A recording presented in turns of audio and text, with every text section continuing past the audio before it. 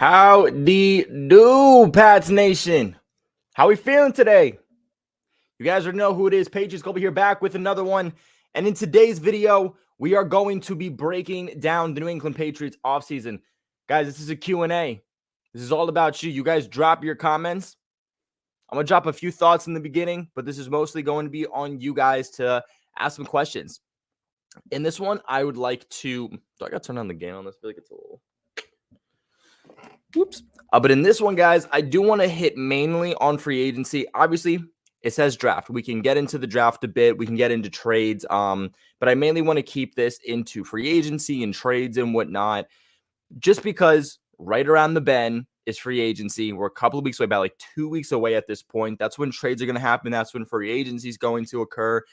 So I'd like to mainly hit on that. The draft is still, like over a month away. So we have a lot of time to still hit on the draft and whatnot. So I really want to hit on free agency and some of these free agents and whatnots, because I feel like nobody's talking about this. So make sure that you guys do drop some comments in the comment section below. I do have a couple of overall thoughts. Now, I do want to hit on everybody that is in the chat. Ray was here representing. That is for sure. So shout out to you, Ray, 100%. Insidium is also in the building. Old Man Mob. Ray is popping out. Dragon Riders here. So a couple of my overall thoughts here, just kind of to start off, kind of like even with free agency, some of my overall notes is just like, if you want a wide receiver, I've said this before, wide receiver is not something that you want to target in free agency. It's not a good year. It's honestly not a good year to need a wide receiver, period. And that's why I think Bill Belichick, if he goes that route, is going to look more so for a trade. The Patriots can't develop wide receivers. And if they can, we haven't seen it yet. And for those of you saying Bill O'Brien's in the building, now we can, I'm not willing to bet on that. Yes, he's worked with wide receivers. He's worked with quarterbacks. He was here before, though. And we still in that span did not develop wide receivers. The Patriots just don't seem to be able to develop wide receivers, or at least pick wide receivers well enough to be able to take a wide receiver high. The other thing is that even if you look at, like this draft class and the receivers not being very good, just because you are a first-round projection doesn't mean you're a number one wide receiver. That's not what that means, and people get that confused way too much.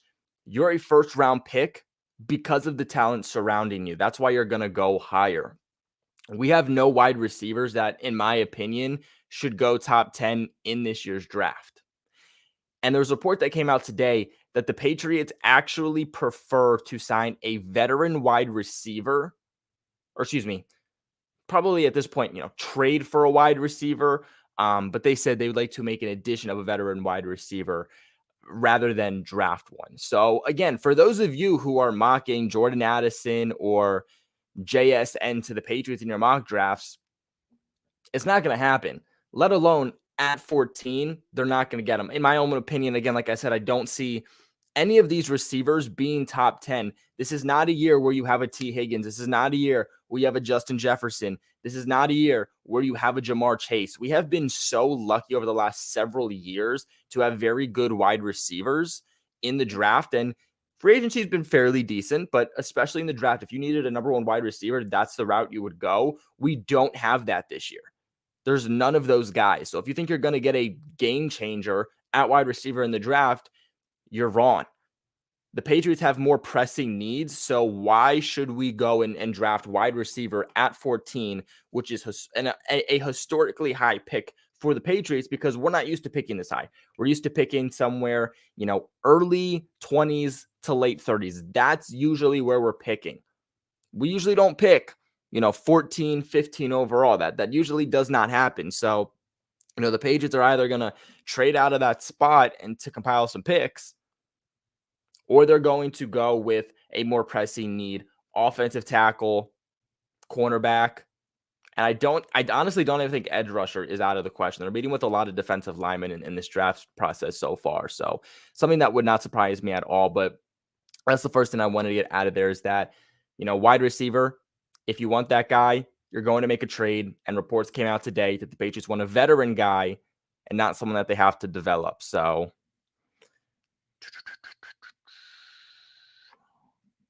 now, of course, donations do get first priority. So I want to give a shout out here to Tommy.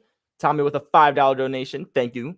You said, is there any news on the offensive scheme the Pats will run next season? O'Brien, old 12 personnel, or a new scheme? Nothing said. And you're not going to hear any reports come out saying that they're changing up a scheme or this is the Patriots scheme. It's going to be one of those things where, unfortunately, Tommy, you're waiting until training camp. And even then, you're not going to get a report saying it switched up. You're going to get media saying it looks like it's switched up. This is what it's looking like it's going to be. That's how we knew like last year was like a Shanahan offense because in training camp, that's exactly what they were running. That's what the reporters saw and reported back to us. So that's exactly what's going to happen here. You're not going to find out about that scheme until about training camp. If I had to guess, I would say that you're probably looking at the old Patriots scheme. I think they're going to bring that back. That's what the Patriots have been known to do. That's what they're good at. They ran like 5 different offensive schemes throughout training camp to the end of 2022. So they had really no identity. I think that's part of what bit them in the butt. Obviously, Matt Patricia wasn't good, but when you're already not an offensive coordinator and you don't have an offensive scheme, there's clearly going to be a few issues there. So I do expect that old Patriots system to be reworked, but I do think also with Bill O'Brien being a college coach several times, obviously he was the head coach there at Penn State for a while. Then obviously he went to the Texans to be their head coach, but then went back to be Alabama's offensive coordinator. So I think he's going to bring some of those young, more authentic plays back to New England and some stuff that he's going to be able to run with Mac Jones. You know, although Mac Jones and Bill O'Brien didn't exactly overlap, they didn't actually get to play together at Alabama. They do still have some familiarity, and they both know how to play within a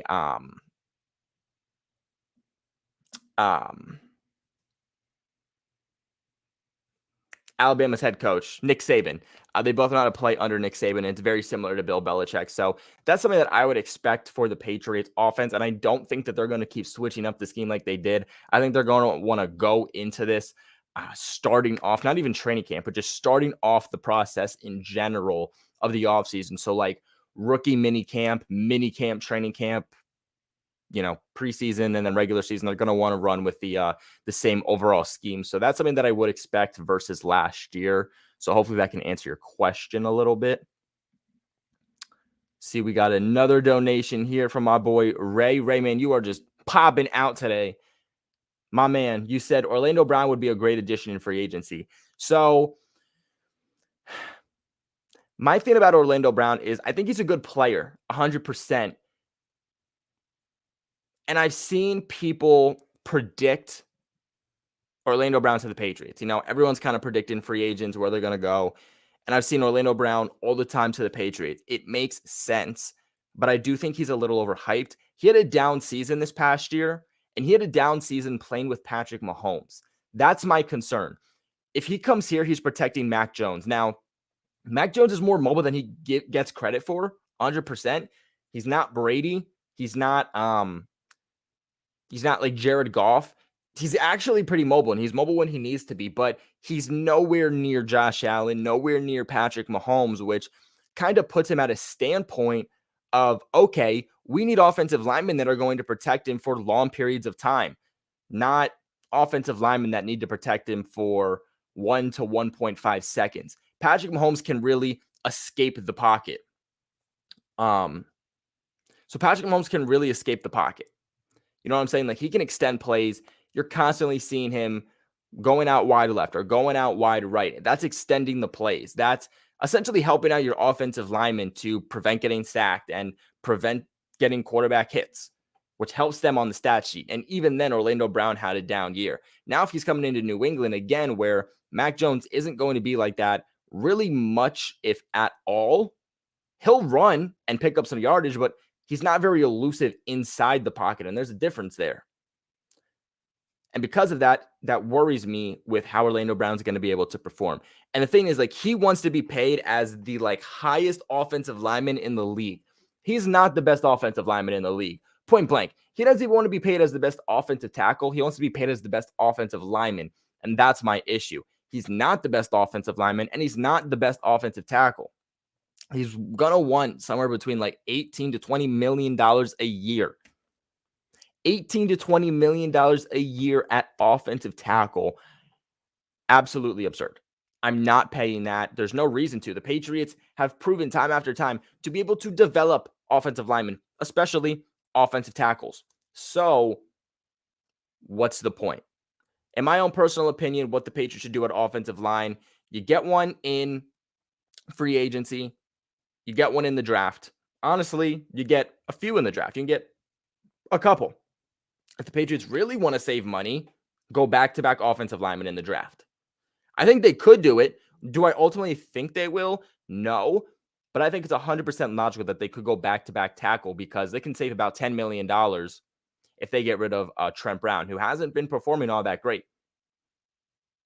You have more money to spend in free agency now, and now you have 2 tackles on rookie deals if you go back-to-back, which I do still think are going to be better than what the Patriots had last season in I can't even say who they had. They had Trent Brown, Sean McDermott, Isaiah Wynn, Yannick Kudus. They had everyone playing at tackle, which also didn't help them. They just need consistency. They need continuity along the offensive line, and I think that's the issue. So I would say go right tackle in free agency. There's a lot of good tackles in free agency at right tackle that you can get for not $18 to $20 million. And the thing is if you go out in free agency and you get a left tackle, and that's what Orlando Brown is, he's a left tackle, they're going to command a lot more money because that's a premier position. Now, tackles in general, they're very few and far between in the league, which is why they're so expensive. Everybody's scrambling to get a good offensive tackle. But right tackles don't get paid as much as left tackles because left tackle is more of a premier position. That's protecting a quarterback's blind side, which is very, very important. Obviously, they can't see that side. So with that being said, they're going to command more money. So why go out and pay Orlando Brown $18, $20 million when, again, he had a down year? He's not old, but, he's been in the league for a minute now, when you can go in the draft.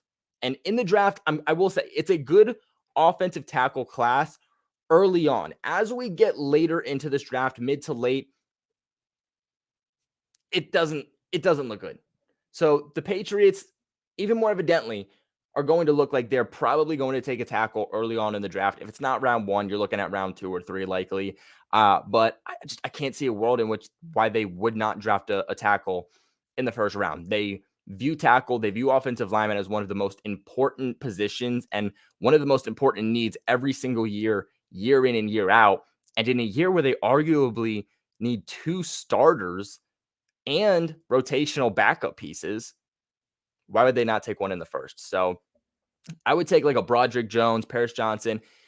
Who's going to be there is really the question at 14. How's the board going to fall? You never really know. I think there's a lot of talent, but like I said, offensive tackle is a premier position. I think there's going to be a lot of teams that need offensive line help. So again, with guys like Paris Johnson, Broderick Jones, these guys being some of the top premier tackles and looking like they will be pro tackles, they could go early on.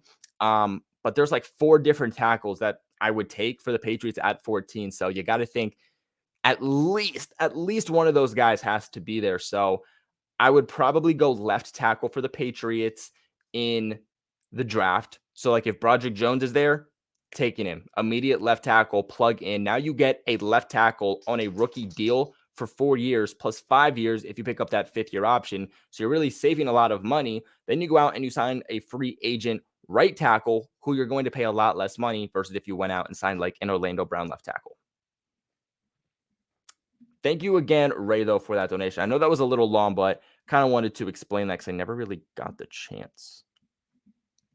Ray popping out with another $2 donation. Homie says, do you get all the funds when we donate? So unfortunately, I don't get all of them. YouTube's very stingy. That's kind of the problem. Even with making videos in general, they don't pay like they used to. YouTube said that we're going to start getting paid for like shorts. And I like posted a short like a few weeks ago. I got a few thousand views, nothing crazy. Didn't even make $1 off of it. So yeah, YouTube's not very generous with their creators whatsoever. That's why we have to start other things like Patreons or make a book or something like that, because YouTube sucks at paying their creators. I mean, they take large funds from us. So I make a majority of these funds, but do I make 100%? Like if you guys donate $10 and someone donates another $10, do I make $20? No, they do take a portion out of it. I think I make like 60 or 70% of what I make here on live stream donations. So a few people have asked that to me. So kind of just wanted to make that clear. If you guys do want to really help me and support the channel, make sure you guys become a Patreon member. That's the first link in the description box below. All you got to do is click it. It'll take you right there. Super easy. It's a monthly subscription. You can cancel literally anytime you want. You get a bunch of benefits. You get to be in a Discord chat with me and other Patreon members. You get to join me here live on the channel. Not for every single live stream that I do, but definitely for a good amount of live streams throughout the year, 100%. You get to join me live on here, talk some Patriots football, get your voice out, get your opinion out, but also you can join me live like I do every single year during the draft. The 2023 draft is coming up, and you guys can join me live on this channel to preview it, to give our live reactions during it. And the only way to do that is become a Patreon member. Only $10 a month. That is literally all, guys. Nothing else to it. And again, helps out the channel tremendously.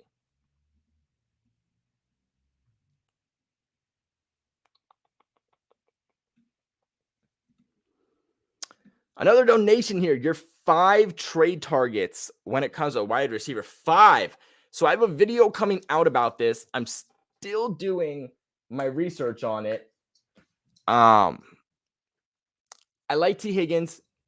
I just don't think it's realistic unless they, for some reason, just they know we're not going to get him past his contract. It's not realistic for us. Let's try to get something out of him last minute. I know people said, with their head coach already came out, said they're not going to trade him. I don't think they will, but a lot of times that's a smokescreen. A head coach isn't going to come out and say, we're not going to trade him. And it's like, dang.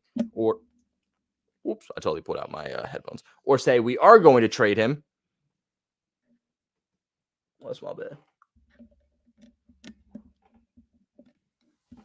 We are just not there today, guys. Not there. Ugh. There we go.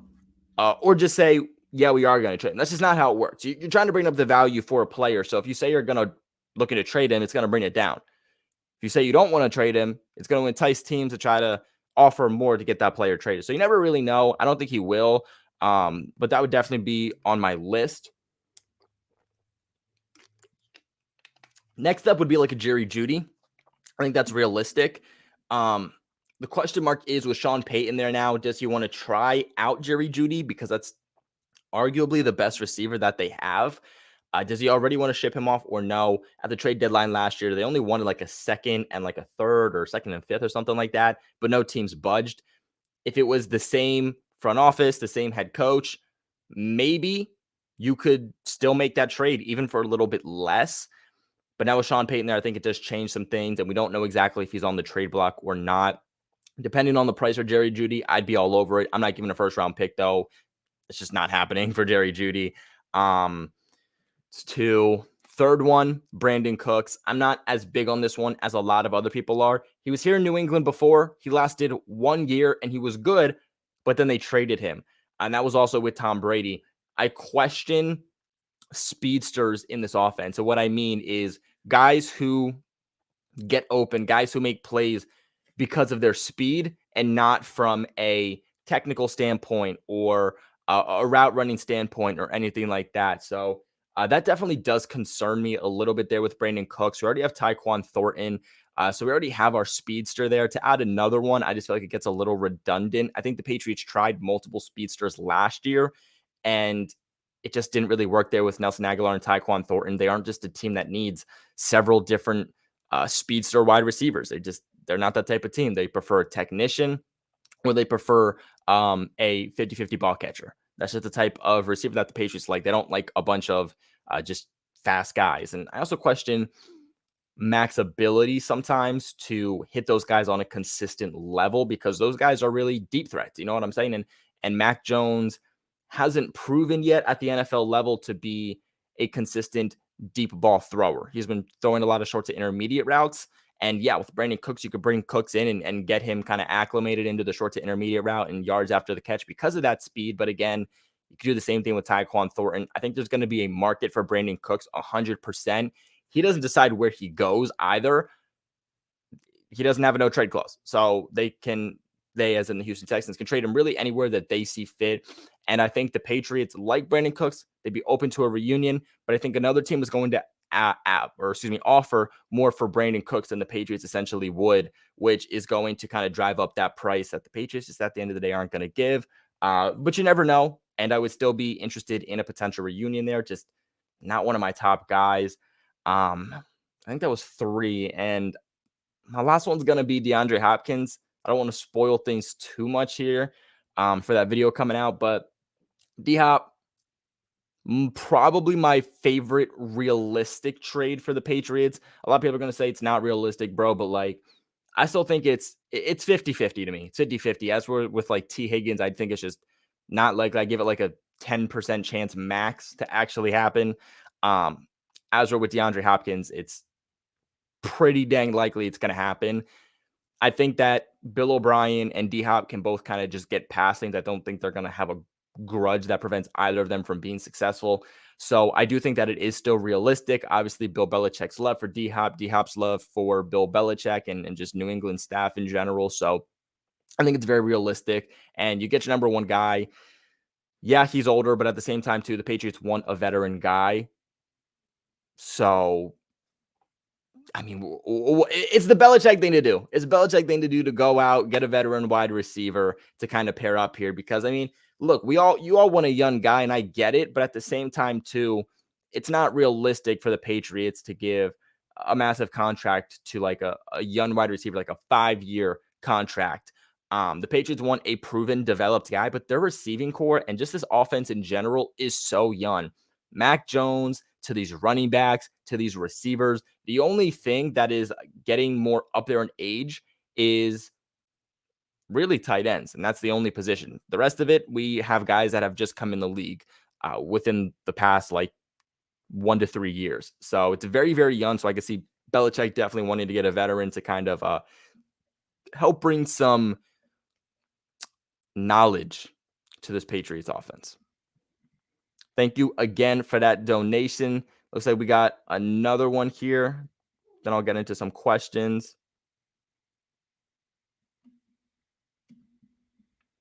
Diehard Pats fan, shout out with a $10 donation. Very, very much appreciated. You said driving, so just listening. Can't really comment the way I would like, but wanted to support you and send some cash. I think that meant content. Keep the content coming, Global. Love you, guy. Appreciate it, diehard Pats fan. Always popping out, always showing some love, always donating, giving back to the channel. Really means a lot. Like I said, with YouTube not knowing how to pay their creators, you guys donating, giving back to the channel, becoming Patreon members, going that extra mile, just it really makes the world of difference here for the channel. Like I said, I haven't exactly been able to post as much lately. One, because I've been super sick. But also just because, you have to get another job. You have to work more because YouTube doesn't pay the way it used to. So you guys, the more you help, the more content essentially I'm able to push out and put more effort and time into the channel. So really, really does mean a lot. So shout out to you, diehard Pats fan. Let me get to some of these comments.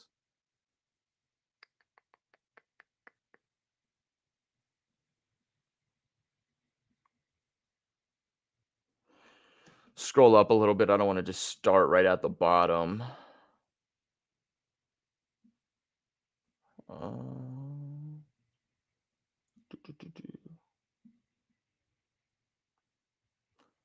So I do want to hit on this one that Ray said. I think a couple people might have asked this already in the chat. But I just wanted to hit on it because I've heard a lot of people say it. I've seen it in the mock drafts. So Zay Flowers, we all know from Boston College, you love those homegrown guys. You love to have him back, bring him here to New England, stay home. but I'm just not as big on Zay Flowers as other people are. Again, that's like your Brandon Cooks. That's your speedster receiver. This guy's probably going to be the fastest receiver in this draft class. We'll have to see 40 times, which are later this week, but I'm expecting him to be the fastest receiver in this class. I think I'm not going to say he's going to go high. He'll be there at 14. If anyone takes him before 14, it's a mistake. He's a late first, early second round pick. I don't like him for the Patriots in terms of he's a speedster. That's really what he is. He has some issues with drops. He has an over 10% drop rate, which does concern me a little bit. Not very consistent with his hands, which I feel like if the Patriots are going to get a receiver, they need a guy who's going to be reliable, kind of a go-to guy for Mac, not just another speedster that isn't super consistent with catching the ball. So I'm not big on Zay Flowers, but personally, I'm not big on the Patriots going receiver high. The only receiver, like, if the Patriots, let's say, traded down late into the draft and wanted a wide receiver, the only guy I would be like, all right, would be Jackson Smith-Njigba. I really do like him. I'll be curious to see how fast he is. Reports came out that he isn't going to run a 40 time, which probably is going to drop his stock. If he ran a fast 40, he was going to possibly be gone before 14. But I think he was a little worried about that. He was worried maybe his speed was going to be like a 4.5 or a 4.6. So he said, you know what? Let me not run my 40 time. It's better for them to question than for them to have that exact answer. So I do think that is going to drop his stock a little bit from not running a 40 time. But I do like him for the Patriots. A technician, very good route runner, very, very reliable receiver. So I'd like him, but again, more pressing needs. They just never, ever do well with drafting receivers and developing guys. So that's always going to be a worry in the back of my head. So, like, let's say he dropped to the second round. I wouldn't be against them making a Christian Barmore trade and then trading up to get him. But in the first round, I just don't like receivers. And again, Zay Flowers, it gets redundant. That goes back to your, Tyquan Thorntons, your Nelson Aguilars, your Philip Dorsett, your Brandon Cooks. These guys really never succeed here in New England, except for Brandon Cooks, who again lasted 1 year before he got traded. So I just don't think it's realistic.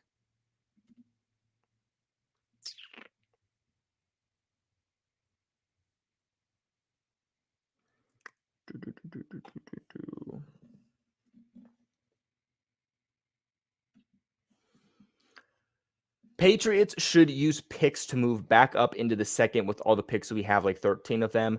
Next year we're pretty stocked too. I don't know the exact picks we have for next year, but I know that we are pretty stockpiled for this year and next year. But we know that New England loves to trade for the following year.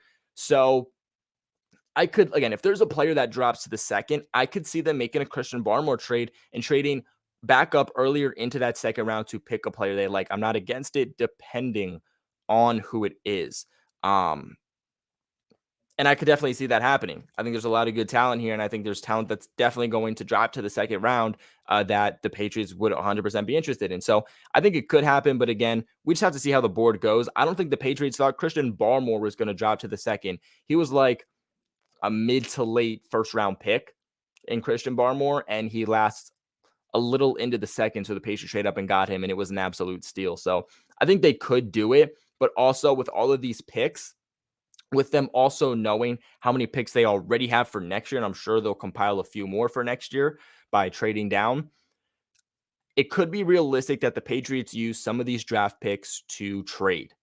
So maybe they trade for a number one wide receiver. Maybe they trade for a defensive back. These are some things that I think are very realistic for the team to potentially do. So that's something I would keep an eye out for. They didn't make a whole lot of trades last year, but they did make a trade. It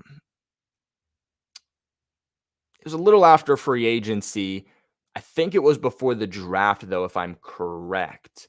Before not DeAndre Hopkins, but Devontae Parker, they traded a third round pick for him. That's something that I could definitely see happening here is, hey, we have a lot of picks.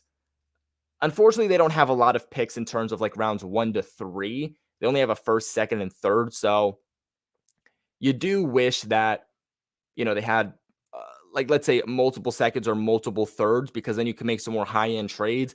Unfortunately, they only have they have like 3 4th-round picks.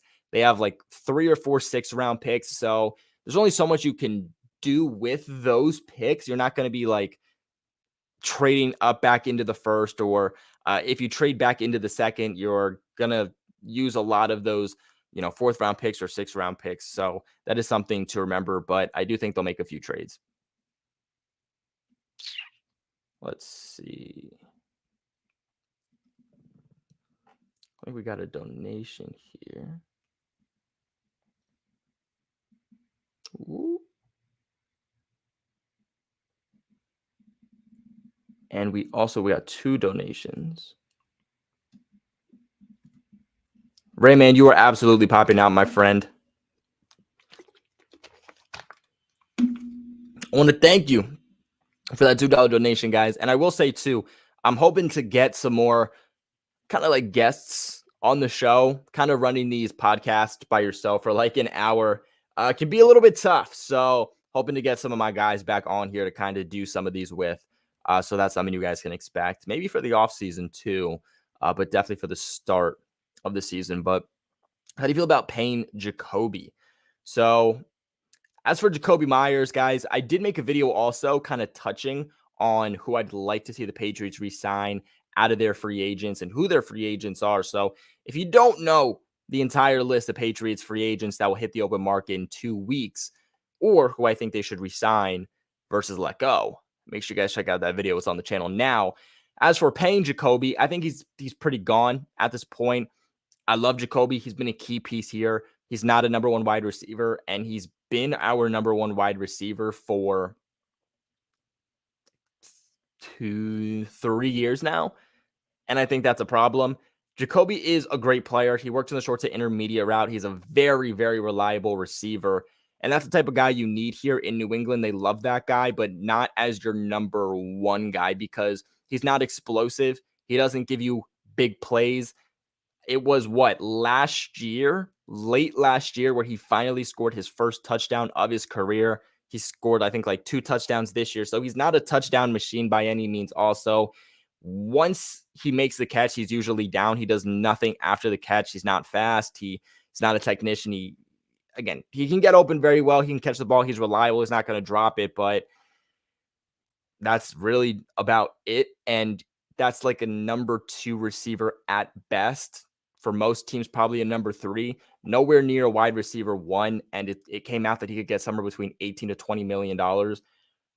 When I heard that report come out, I thought it was a joke. I thought that was absolutely baffling. I don't know what team is going to pay Jakobi Meyers that kind of money. And if they do, then I hate to say it, good riddance, Jakobi, but man, you gotta respect that guy. If he gets $18 to $20 million somewhere, nobody should be upset with him whatsoever for leaving New England, because I think Jakobi himself knows that he is not a wide receiver 1 and he is not worth $18+ million. So like if someone's making that contract offer, get the bag, secure it, go get your money and do what you got to do, because you're not going to get that offer here and you're not going to get that offer again. So I think a team will regret giving him that money, but you can't be mad if someone's going to offer that type of cash. So ultimately, like I said, I do think Jakobi does leave. I heard that his market value was like 12.5. So the fact that a team might be offering him 18+ million, I think is just absurd. I wouldn't offer Jakobi anything past $10 million. And I think he's 100% going to get that offer somewhere. So, like I said, I think he's as good as gone. The Patriots aren't against paying a receiver necessarily. They paid Nelson Aguilar a fair amount. And Jakobi will be productive for us, but hasn't even hit 1,000 yards in his career. Nelson Aguilar, when the Patriots had signed him, had just had over 1,000 yards season with the Raiders. So it's a little different.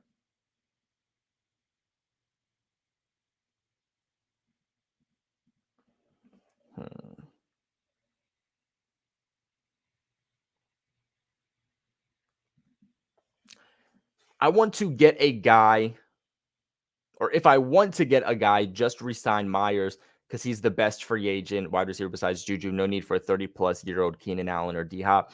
I understand where you're coming from 100%. Those guys at that point, they're not in their prime. They're going to be declining, but you have to understand value at the same point. Are you going to pay $18, $20 million for what Jakobi brings you? Because at that point, we only have right now $33 million to spend in cap space. So if you give Jakobi Meyers $18, $20 million, you're giving him more than half of your cap space that you have. That's before you make other additions. That's before the draft. That's before re-signing your own players.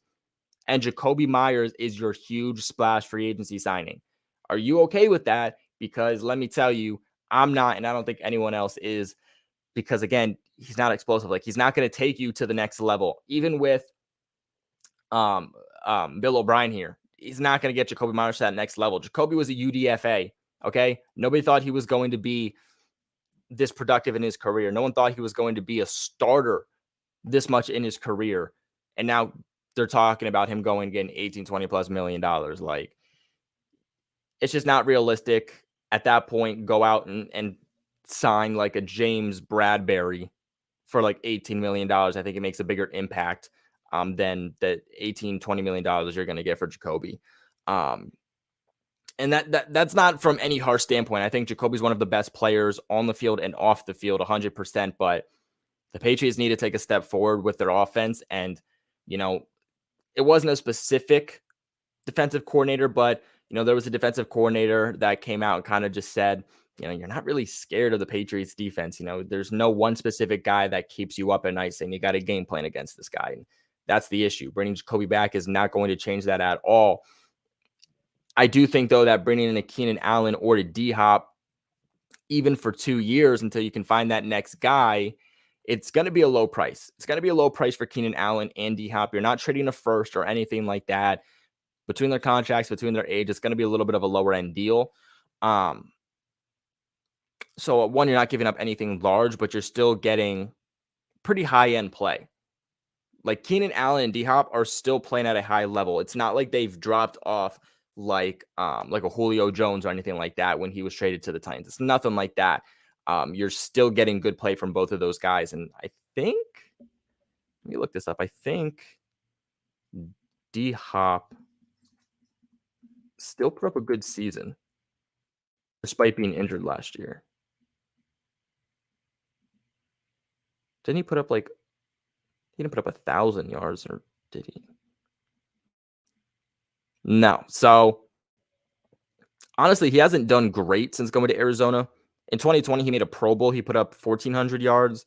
2021 put up 572 yards in 10 games, and then played in 9 games this year and put up 717. But I think that has to do with Cliff Kingsbury, Kyler Murray, and just the train wreck that the Cardinals are. I think here with Bill O'Brien, who knows how to utilize him, Bill Belichick, and an actual coaching staff, they'll know how to utilize him 100%, and they'll finally have a number one wide receiver. So I think it's a little different.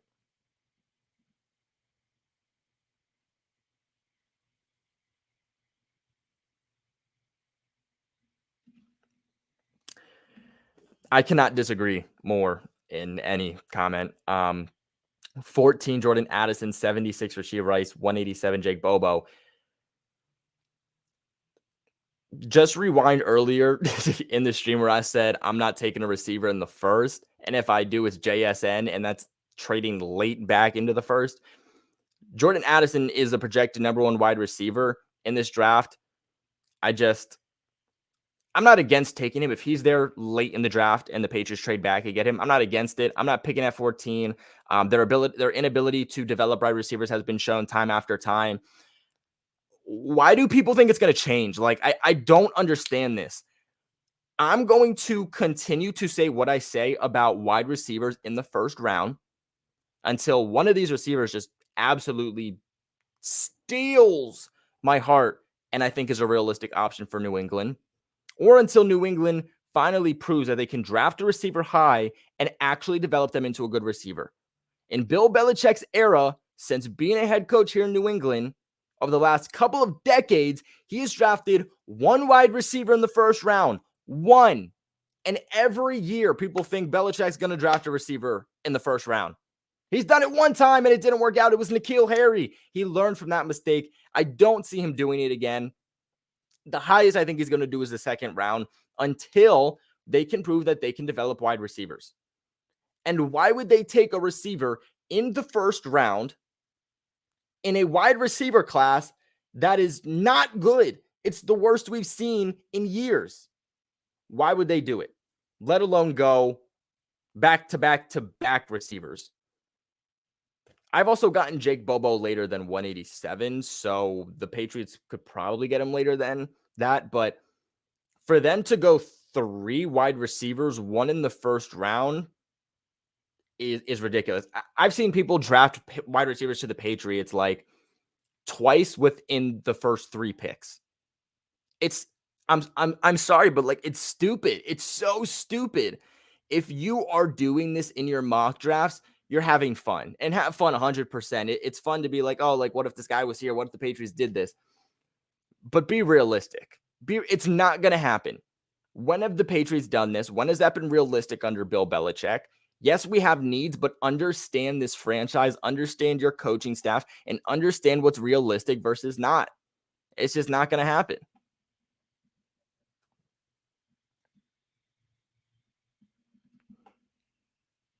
Cam Smith or Joey Porter Jr. So Cam Smith, if the Patriots don't draft a corner in the first, I wouldn't be against it. Banks, I think, is another, if they don't draft a cornerback.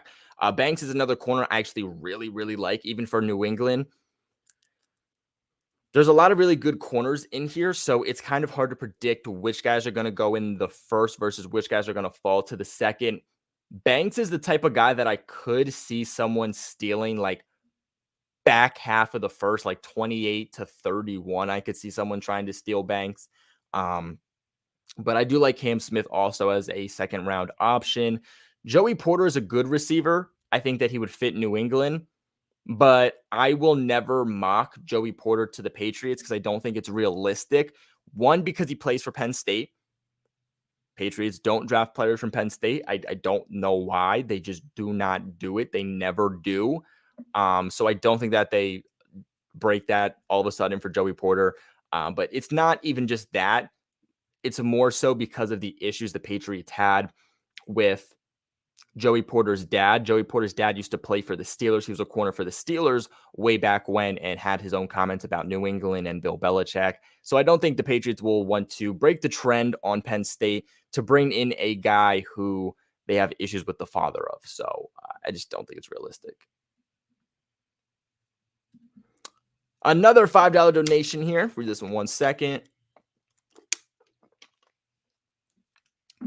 So players don't matter to me in this case. But how would you want the draft to go position-wise? That is an excellent question. So really, it all depends on how the board falls, right?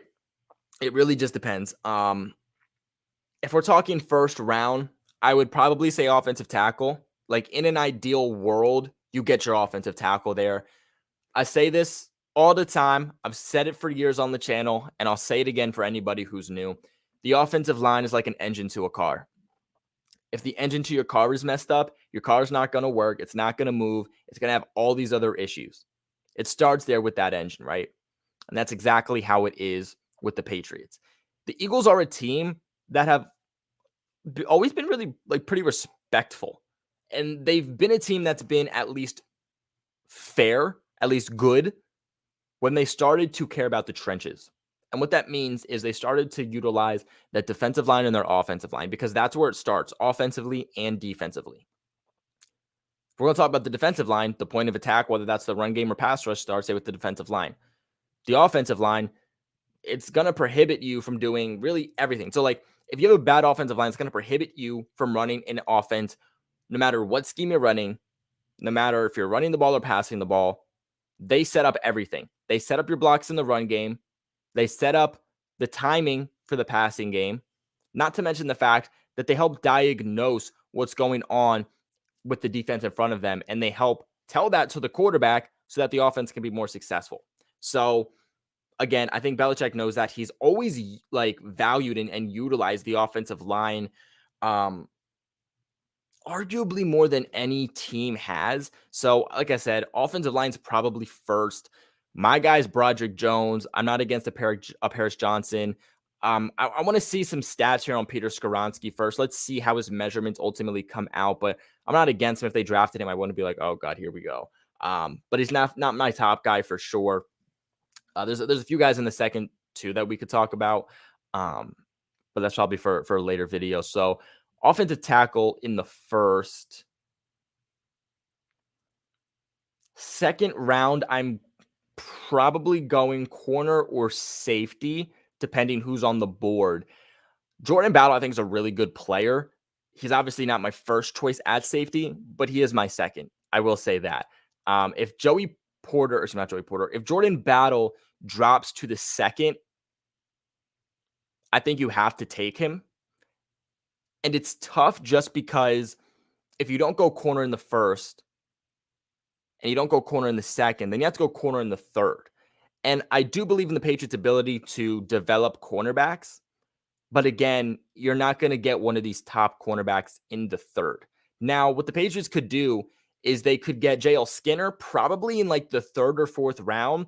He's dealing with an injury right now, which I think is going to drop his stock. I don't think he's going to be a second or third round player because of that injury. I'm not sure if he's going to be able to start this season or not, but he would easily be like a second round pick if he was not injured. I really like him. I've mocked him to the Patriots before. He's a guy that has a lot of versatility, but a guy who can definitely play deep, has the size, has the length, but also just has the ball instincts to play at free safety to take over for Devin McCourty. Even if McCourty returns or not, he's probably coming back for like 1 year. So you need the guy behind him, and it would be nice to get the guy there if McCourty does return to at least learn under 1 year. So I guess you can make the argument to go offensive tackle first, grab one of these higher end corners in the second, and then get like Skinner in the third or fourth. But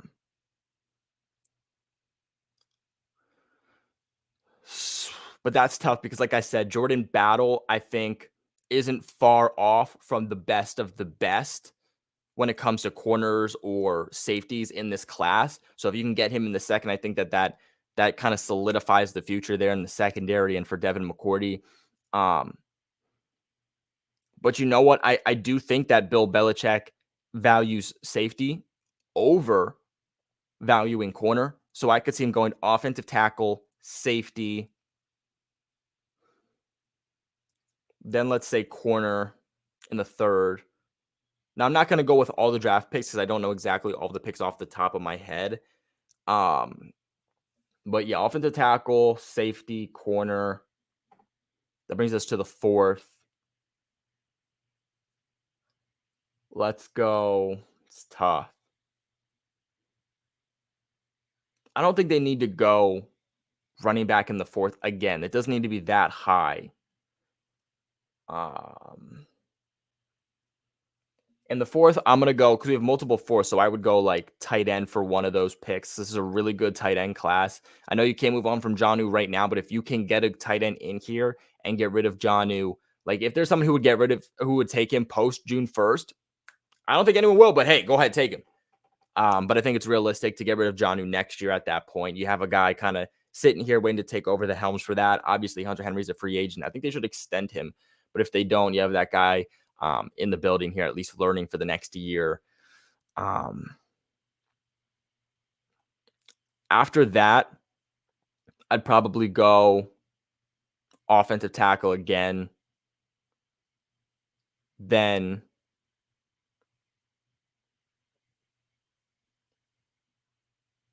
corner. No. Then D-line, running back, corner. So that's probably what I would do. I could rank also my positions from most important for the Patriots, and that's probably a good idea for a video. Not kind of like, hey, this pick in this round, this pick in this round, this pick in this round, but just being like my top 4 biggest positional needs for the Patriots. That could probably be a good video. But hopefully I could shed a little bit of light there. Hopefully that's what you were asking.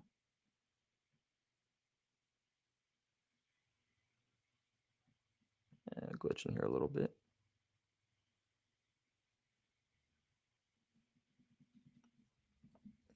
Not 18 mil, but 16 to 14 is more reasonable for Meyers. I think 16 is even still high, but I think 14 is a realistic number. I wouldn't give him 14, but I still think it's a realistic number.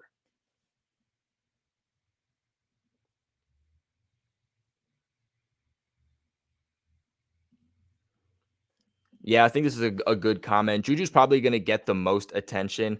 He has a nice jump back year and won a Super Bowl. I think he put up 1,000. Yeah, he did. He put up a little over 1,000 yards this year. Second best season he's had in his career. Won a Super Bowl. Honestly, I could really see Juju going back to the Chiefs. I think he had a good year. I think he had a great time there. He won a Super Bowl. I think at this point, Juju rather be there. He's having a good time. He's winning, and he knows that he can potentially win a Super Bowl year in and year out. I don't think he's going to chase the bag as much as he's going to chase the environment and the experience. So honestly, I think Juju probably goes back to the Chiefs.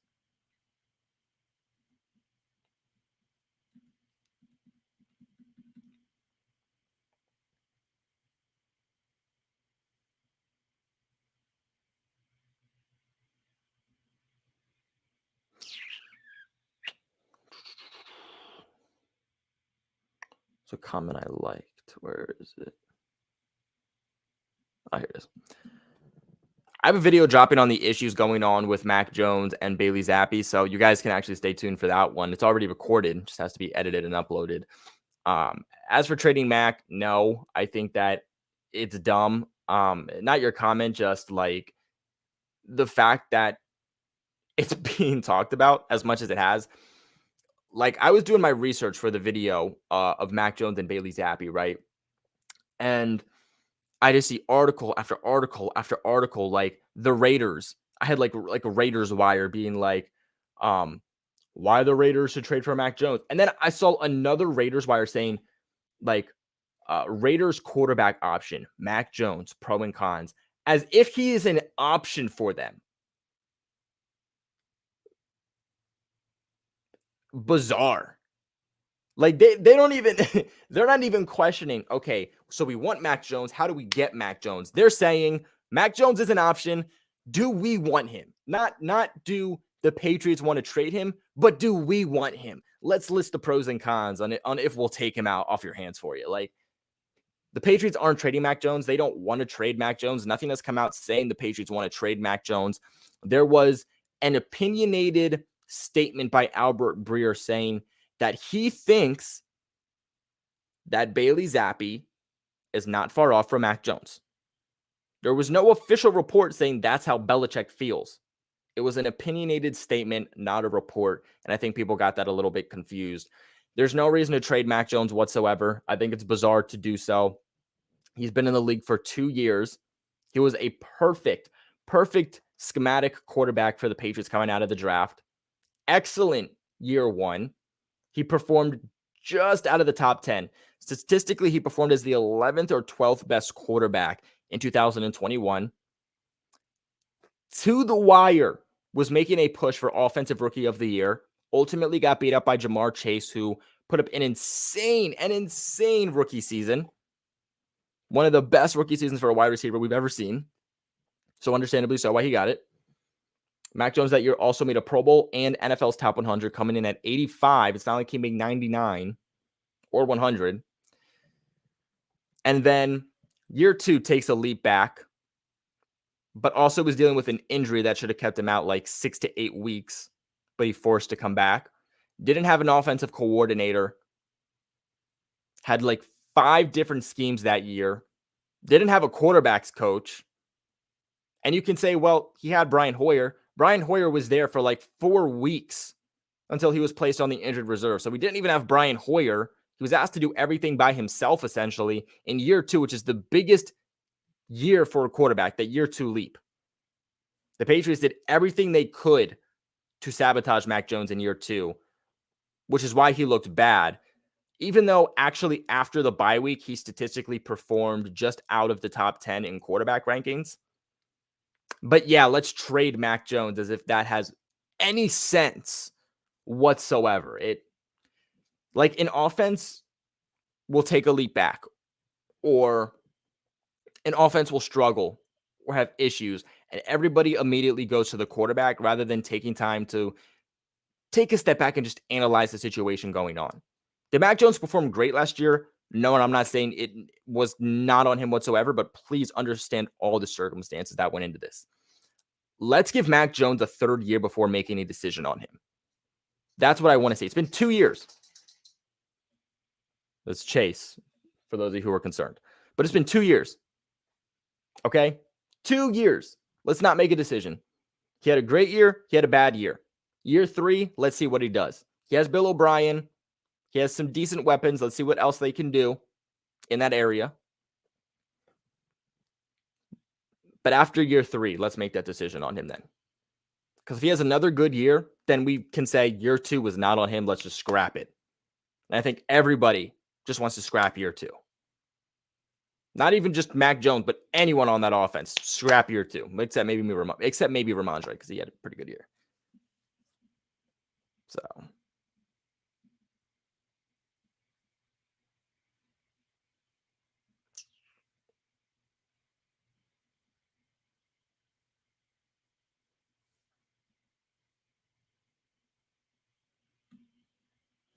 Ray says Schoolmacher at tight end. I actually like him. I'm very excited to do like a positional breakdown of some guys they can get in the draft at each position. I'm doing that in free agency right now. I just dropped a video last night about like 4 free agent wide receivers the Patriots could target. I'm going to do it with free agency, but then I'm going to do it with the draft, and I'm excited to do tight ends for the draft.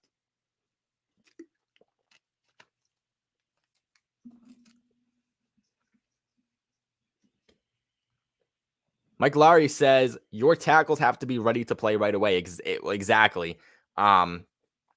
Which is why I think the Patriots will draft one in the first. You draft them in the first, they should be able to play right away, and the top tackles will be able to play right away. Get one in free agency, and then draft another one who can maybe like sit behind for a year, and then take over. Trade Mac and go for a real quarterback. I hit on that. I'm not even going to bring that up again.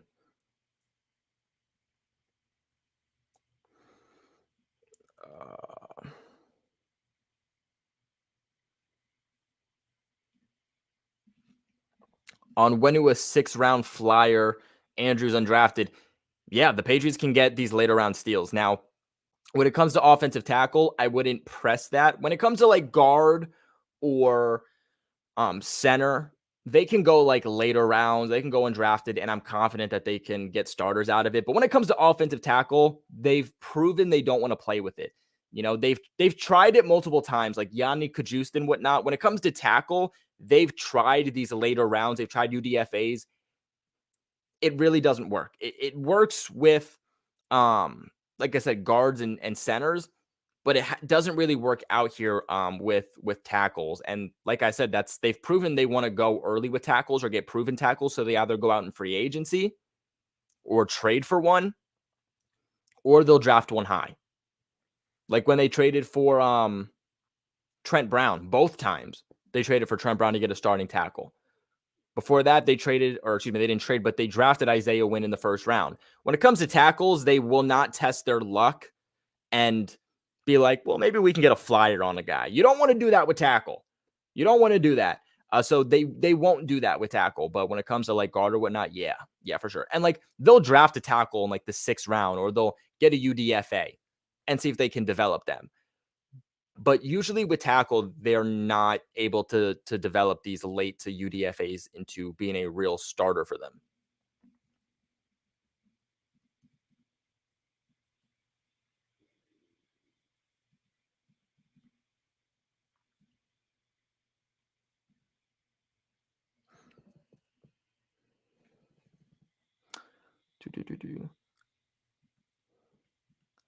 So I see a lot of people hitting on Cole Strange here. There's not even one specific comment I can pull up just because everyone's talking about it. Probably going to end here on that comment. But as for Cole Strange, he had not a great year. I'm not going to lie. But again, please look at the circumstances when we look at that. Am I big on going guard in the first?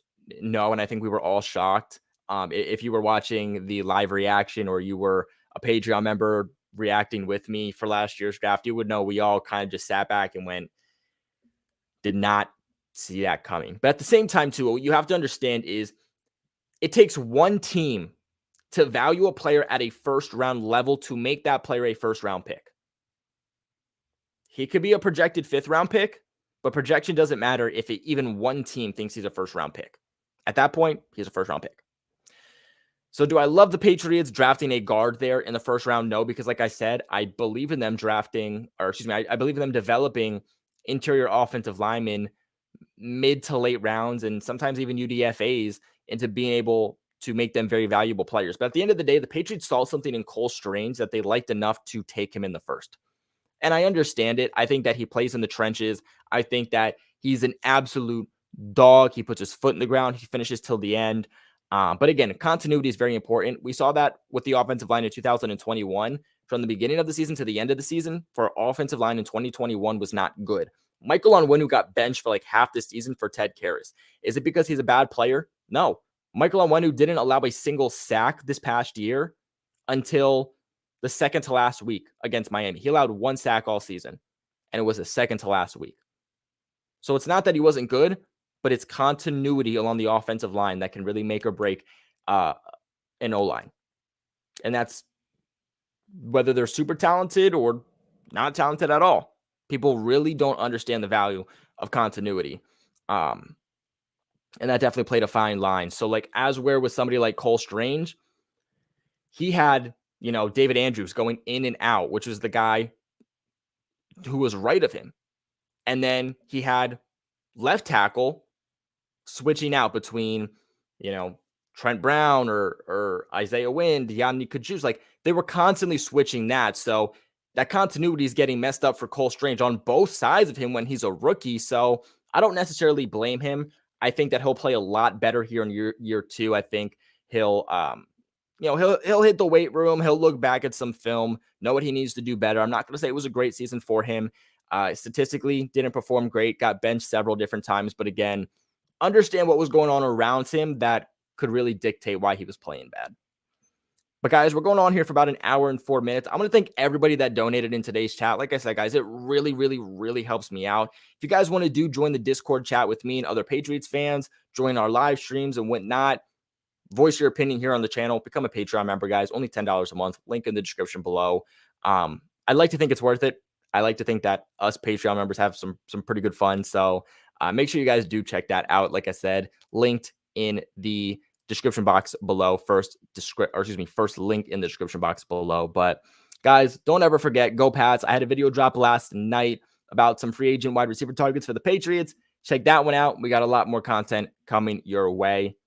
If I didn't answer your questions, make sure to tune in for the next live stream, hopefully next week. And hopefully I can answer your question then. Like I said, donations always take priority though. Go Pats though, guys. Go Pats.